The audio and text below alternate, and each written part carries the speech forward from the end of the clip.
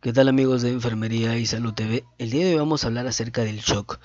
¿Qué es el shock? Nosotros vemos un montón de tipos de shock que dicen shock anafiláctico, shock hipovolémico, shock tal, un montón de shocks. Vamos a hablar entonces ahora qué es un shock. El shock va a ser una condición potencialmente grave que se da básicamente por la disminución del riego sanguíneo en un tejido. ¿Correcto? Básicamente ese va a ser el shock, va a ser la disminución del riego sanguíneo en un tejido y básicamente la disminución de suministro de oxígeno, porque recordemos que la sangre transporta el oxígeno a nuestros órganos. Entonces, vamos a ver aquí que nosotros tenemos tipos de shock. Tenemos 6 tipos de shock. Ustedes dirán, pero no, yo he visto un montón. Sí, pero los tipos son 6. Los demás simplemente van a ser subtipos.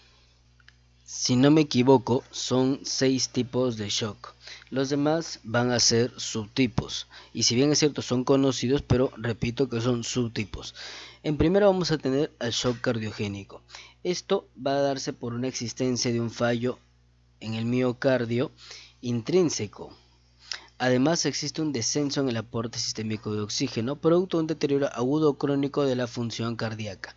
Este shock va a darse producto de un problema en el miocardio, ¿correcto? Esta disminución de oxígeno va a ser producida, pero por un problema en el corazón, exactamente en el músculo cardíaco. Tenemos 3 subtipos de este shock. Tenemos shock arrítmico, shock mecánico y shock cardiomiopático. También tenemos el shock obstructivo, en el cual va a ser consecuencia de un fallo miocárdico extrínseco, lesiones congénitas y ciertas afecciones adquiridas. Hace un momento vimos que el cardiogénico era por un fallo miocárdico intrínseco. En este caso estamos hablando de extrínseco, quiere decir que son lesiones adquiridas, por ejemplo, o congénitas, que ya nació así, por ejemplo, por decirlo así. Va a existir una obstrucción aguda del flujo en la circulación sanguínea. Tenemos también 2 subtipos de este tipo de shock, que es el shock vascular y o pulmonar y el shock mecánico. Por ejemplo, en el mecánico, en este caso del obstructivo, va a haber una diferencia, porque en este caso estamos hablando que se va a dar a raíz de un neumotórax a tensión, de un taponamiento cardíaco, normalmente en la parte del pericardio, pericarditis, la inflamación del pericardio, cardiomiopatía restrictiva, tumores mediastínicos. Hay que recordar que el mediastino es el espacio o lugar donde se aloja el corazón, parálisis respiratoria, etc. Ahora vamos a ver el shock más conocido por los subtipos que tiene. Tenemos aquí en número 3 el shock distributivo o cinético, también llamado vasogénico.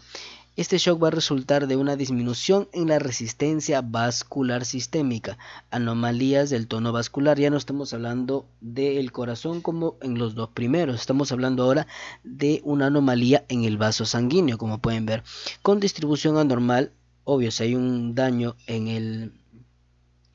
o una anomalía en el tono del vaso sanguíneo, pues va a haber una distribución anormal e irregular del flujo de sangre dentro de este tipo de vaso, ocasionando una inadecuada perfusión de los tejidos. ¿Qué significa perfusión? Perfusión es la introducción de sangre con oxígeno en un tejido. Quiere decir que ese tejido no le está llegando el aporte suficiente de sangre. De aquí tenemos varios tipos, como son el shock séptico, que básicamente va a ser una respuesta inflamatoria tras una infección bacteriana. Entonces, una persona tiene una infección bacteriana, por ejemplo, estamos hablando de vasos sanguíneos. Cuando yo enseño endovenoso a mis alumnas, les digo la importancia de los guantes, les digo la importancia de hacer la antisepsia en la zona, la importancia de no contaminar la zona. ¿Por qué? Porque a diferencia de otras vías, por ejemplo, nosotros vamos a ocasionar una infección, pero como estamos en vena, esta infección no va a ser a nivel local, no me va a parecer que hay una ronchita, me apareció en el glúteo, no. esta afección o esta infección va a ser a nivel sistémico, porque la infección va a pasar a la sangre y la sangre pasa por todo el cuerpo, ocasionando un shock séptico. Un shock endocrinológico va a ser por una insuficiencia córtico-suprarrenal aguda, que es una enfermedad de Addison. El shock anafiláctico, un shock que hemos escuchado seguramente muchas veces, va a ser una reacción inmunológica grave generalizada producida por picaduras, alimentos, medicamentos. Ojo, esto normalmente lo sufren las personas con hipersensibilidad, que son personas que son normalmente más sensibles de lo común. Estas personas son mucho más sensibles de lo que normalmente es sensible una persona a algo. Por ejemplo, hay personas que les pica un mosquito y pues les ocasiona dolor, se inflama y ya está. Hay personas que ese mismo mosquito les pica y la persona se le inflama todo, se le hincha la cara, se le hincha la lengua, y la parte más grave es la inflamación de la lengua, porque se inflama la lengua, no deja pasar aire al interior del cuerpo, y encima también a esta persona se le inflaman los bronquios, haciendo que si una pequeña bocanada de aire ingresaba a través del pequeño espacio que dejaba esa inflamación de la lengua, pues a los alvéolos no le llegue nada. ¿Por qué? Porque encima los bronquios también se inflaman. Entonces, esto es un shock anafiláctico que se puede producir o ya sea por picadura, por alimentos, como por ejemplo personas que son alérgicas a los mariscos, personas que son alérgicas al látex o a ciertos medicamentos, como por ejemplo la penicilina. Shock farmacológico tóxico. Bueno, esto básicamente cuando es por un fármaco, ¿no? Es a causa de fármacos o productos tóxicos. Shock neurogénico.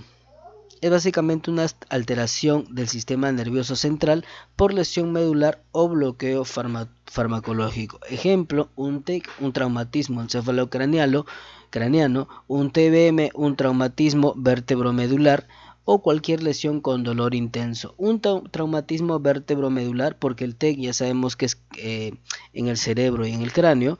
Un traumatismo vertebromedular es básicamente cuando una persona tiene un trauma en la columna, y recordemos que por dentro de la columna pasa la médula espinal. Entonces, si una de las vértebras se ve afectada, es muy probable que haya una afección también a nivel de la médula espinal. Después tenemos 4, el shock hipovolémico. El shock hipovolémico, si nosotros vamos a terminología médica, vamos a ver que dice hipo, ¿qué significa? Disminución. Ema, sangre. Estamos hablando de una disminución de sangre, pero ¿de qué?